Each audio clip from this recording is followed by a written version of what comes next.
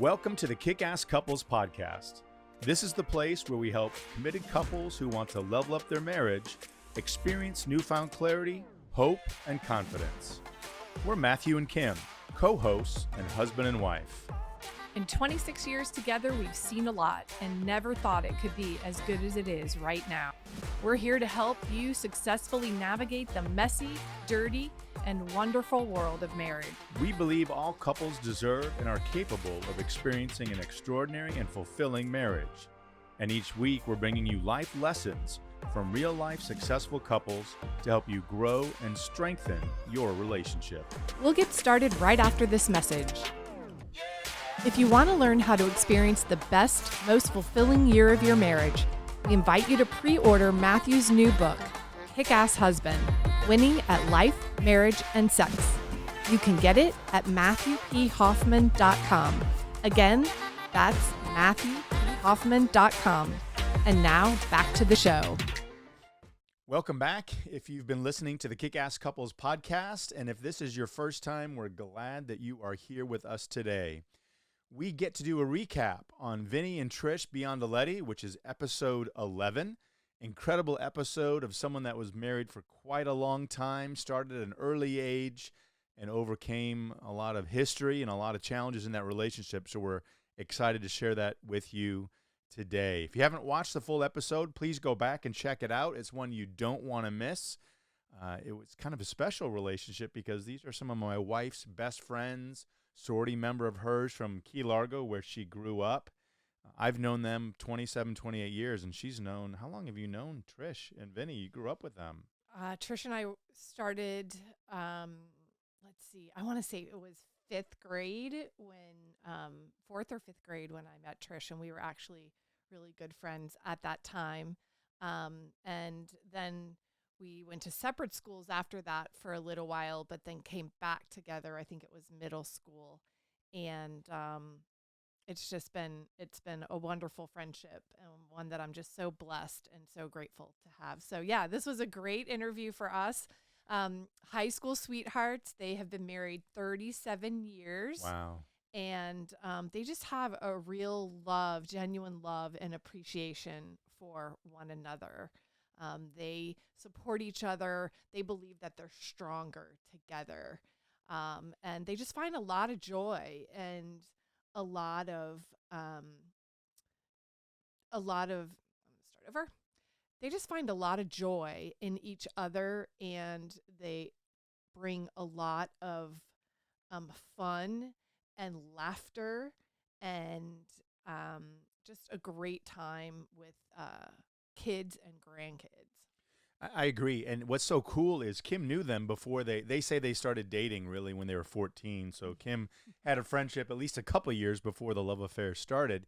But there's some unique circumstances that we want everybody to be aware of. And if you haven't listened to the first interview, or if you have, maybe you forgot, they got married when they were 18. He was 18, she was 17. And within the first year of that marriage, they had their first child. They became pregnant. They did. So, I have kids that are 23, 21, and I can't imagine my 21-year-old having a 3-year-old right now. It just blows my mind. So when you think about the maturity and life circumstances, there were a lot of things stacked against these guys that were going to make it difficult or maybe even insurmountable. So it's incredible that they were able to start off with that commitment and that foundation. And they each had some, we one of the things we do in our podcast, we always go back and talk about what their family of origin looked like and what did love look like growing up. And Trish had a tough childhood. She lost her dad when she was 8 and then gained a stepfather. And that stepfather was not a kind man to her. Trish talks about how she really felt battered down, physically, emotionally abused in that relationship. And it was tough. But the light or the sunshine out of that whole experience was Vinnie's recognition at an early age of the circumstance she was in and what she needed. And he really stepped to the plate early inside of a hostile environment. And he came in and was able to show his love and his commitment for that. And hats off to, I don't think when I was 18, I had the wherewithal to do something like that. I think that he showed a lot of maturity, a lot of staying power, and I think a lot of that came from his history too, right, Kim? I mean, It did. I feel like Vinny had the complete opposite of what Trish had. And, she and her brothers did have a really difficult time at home. She, being the only girl, I believe, really took the brunt of having to help raise and take care of her family as well. Vinny being the complete opposite of that, where he had parents who were married for 52 years. They had family day, which was usually on a Sunday, and everybody came together and had dinner and just really enjoyed family time. And I think his parents really modeled love, joy, happiness, what a real successful marriage looked like to Trish. And I think she saw that and said, wow, it's possible. And I want that for myself. Yeah, and I think one of my favorite things about Trish is that a lot of people, you have choices when tough things happen to everybody in life, and some can certainly be more severe and more difficult to overcome. But one of the things that I saw Trish do, and some other of our hosts from other shows, guests that we've had done the same thing, is she said, I wouldn't have traded my experience for the world because it made me the person I am today, and it prepared me to be a better wife, a better daughter, a better sister, and a better mother to everybody in her family. So she didn't make excuses and say, hey, I'm a victim. This stuff happened to me. It's not my fault. She said, in spite of those circumstances, I chose to rise up and to use the bad stuff for good, and she did. And a beautiful example of that. I love to hear those triumphs, and she certainly was triumphant in taking those difficulties and turning them to good. Yeah, she took that negative experience and said, I am going to turn this around, and I'm going to be involved in a relationship where there's strong commitment, there's a lot of love, and a lot of protection against my children or for my children. And we're really going to use this again to do the opposite of what happened to me and what was happening in my childhood when I was growing up. We're going to really turn this around and make this such a great positive family experience. And they did. Unquestionably they did. When it comes to creating a kick-ass marriage, do you ever wonder how you're doing? We found that there are 13 key components that make up a thriving relationship, which is why we've created the Kickass Assessment. In this powerful free tool, you'll learn what they are and how you and your spouse are ranking in each one. And you'll get recommendations that will help you start improving today. To get your results, simply visit MatthewPHoffman.com. Again, that's MatthewPHoffman.com. It's time to start kicking ass. Let's go.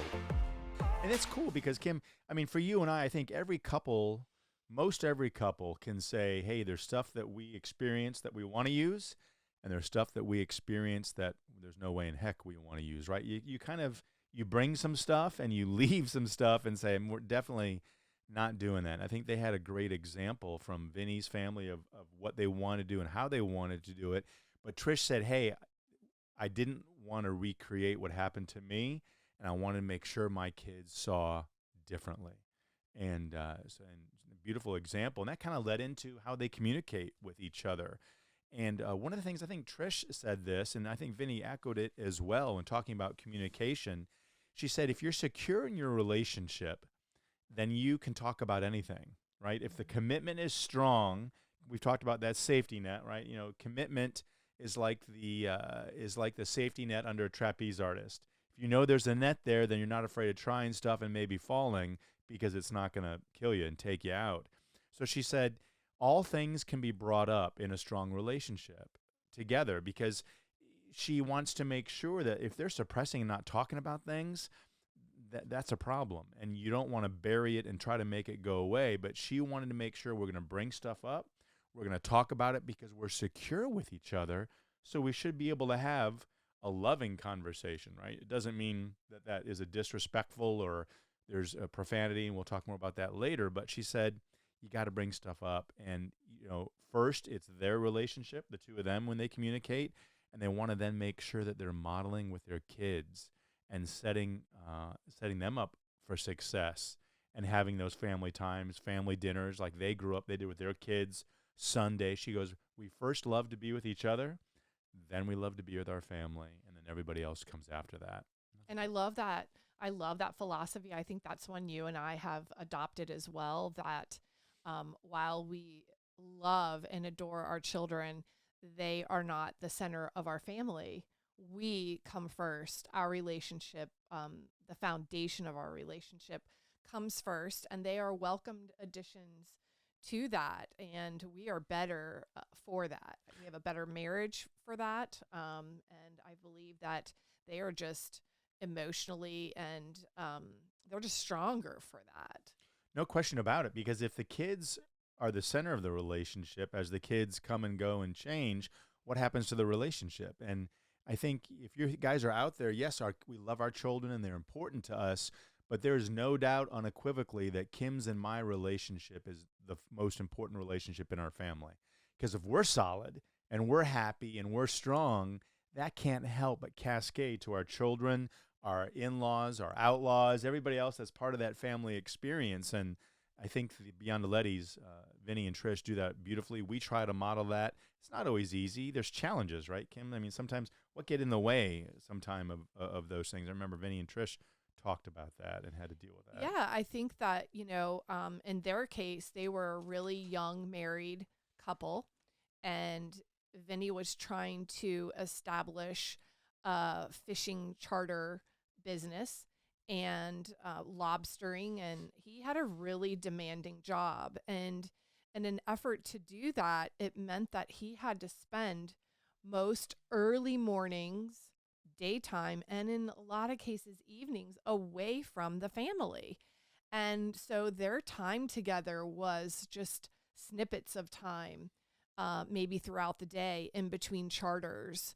And I feel like they really said to each other, okay, the kids need to be able to see their dad. We need to be able to have some opportunities for them to remember what he looks like. And I know she was just joking, but when they are young and you're away all day and a lot of the evening time, it's really important that you have that connectivity with your children. And one of the things that they did is they said, in order for us to communicate, we actually spend time together in the carpool line. Vinnie would come home from work and run in, get in the carpool line with her and sit. And that is time where they could talk to each other and communicate with each other. Then of course, the kids would get in the car and he would be able to spend time with them during the drive home and maybe at home for a little while before he would go back out again. Another thing that they did is she would bring them to the docks. And while he would be coming in with one charter and before going out in another, the kids would have a little bit of time to see him then, maybe before they had their afternoon activities after school. They would get a little bit of that time in with dad. So they really carved out opportunities and time to spend with each other and time to spend with the kids. And they modeled that. What's so cool, and they talked about, we'll get to this in another topic later, but their choices for their family and their relationships were visible and obvious to his clients, to their business, and to their friends.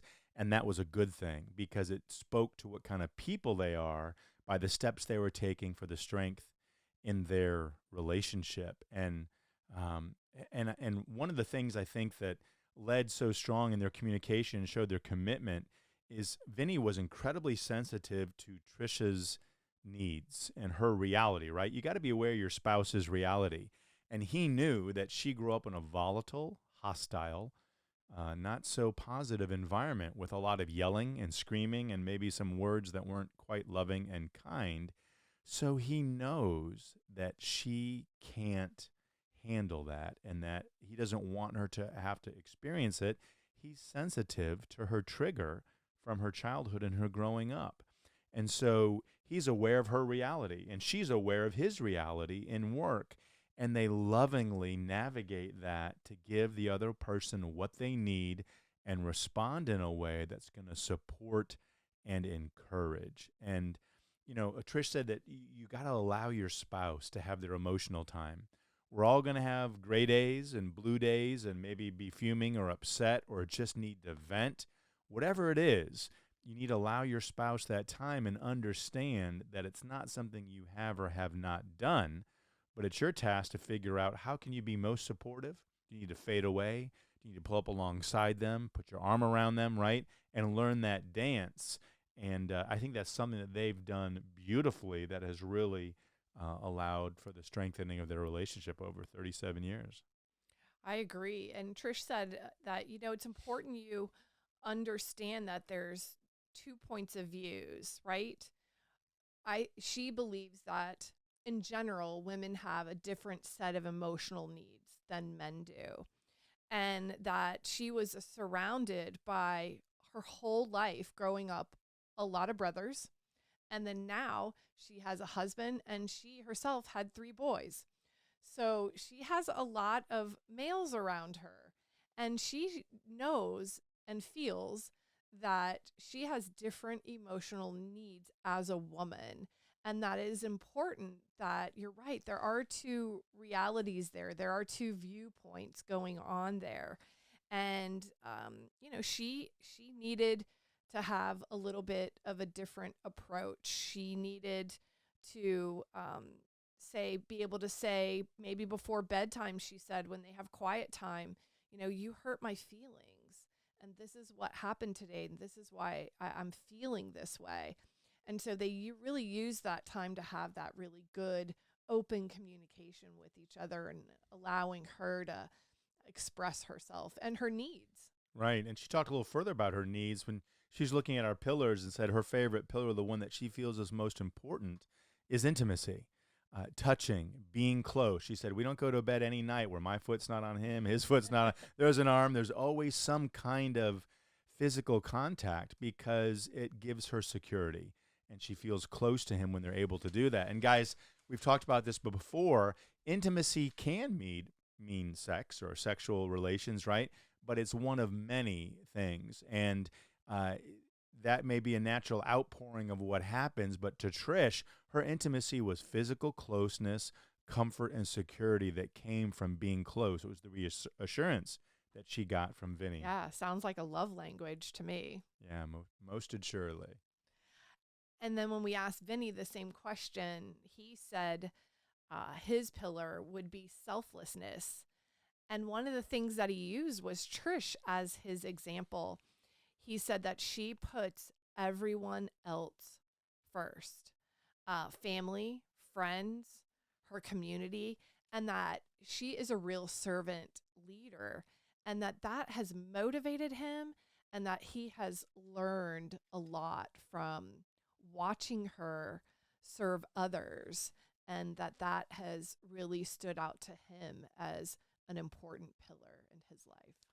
You have it dead on. And I think that what's important and what I learned from Vinnie when he talked about, guys, a lot of men, I think, erroneously feel that, hey, I work, I'm the breadwinner, therefore that's my contribution to the family. And it is a contribution, and it's an important one. But don't forget, your spouse works as well, whether they work in the home or outside the home. They have trials, tribulations, challenges, stresses, just like you. And Vinnie recognized, he said, you know what? I've had a hard day physically. He works in the sun with his hands, and he's comes home drained, but he knows he's got to contribute. And he comes home, and whether it's cooking dinner, doing something for Trish, or supporting each other, he knows that his job doesn't stop when his work day for his career is over, but there's a lot of ways he can contribute, and he steps up and he owns it. So guys, if you're thinking, hey, I'm the breadwinner, or maybe I spend the most time in a job outside the home, that's important, and that's a contribution, but that doesn't fulfill all the buckets of the relationship and the support that your spouse may need to feel. And that can be a dangerous thing that men can I've maybe slid into that in the past. You're fried. You come home and you think, I'm done. Really, you're done with the work that happened outside the home. But if you have children, your spouse, and all those other needs are there, and they need your care and feeding and love and attention. And he recognizes that. And I think what's great is because his and Trish's relationship is so strong, it spills over to his customers. When his wife would come with the kids to the dock to see him between charters, his clients would go, "Oh my gosh, what a sweet family. You guys are getting time together and you're important. It's a priority." So even though he's working hard and there for his clients are benefiting from the strength and the love that's in his relationship with his spouse. Yeah, I love that. I know he said, or I believe it was Trish said that, the customers, they're interested in his family. They want to know what he's doing, what the boys are up to, how's Trish doing. And that's a really big testament to them. I think that speaks to them and the success of their marriage. I also believe that when we're talking about spillover, that for Trish, so much of her spills over into her relationship with her friends, with her family. She works at the local high school, and that spills over into her students and into the faculty. I have seen that firsthand, and I have experienced that blessing of her friendship and the attentiveness that she gives to all of the people that are important in her life. I have also seen what she has done in the Keys in terms of committing to her community and really helping kids and families who are in need.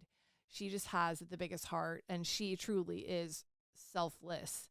And I've just seen that in so many different ways over the years. So her spillover is definitely pouring out onto others and making a huge impact in their lives as well. Yeah, that relationship gives her the fuel to be more effective and loving in her other personal relationships. So it is the center, it's the core, and we see it time and time again. And, Vinnie's kind of parting advice, I think, to us was you have to have love, and it has to be real love, and you got to be secure in it. You have to feel it, and you have to demonstrate it. It's an active verb, and they had so many great examples in our time with them about how they do that with one another.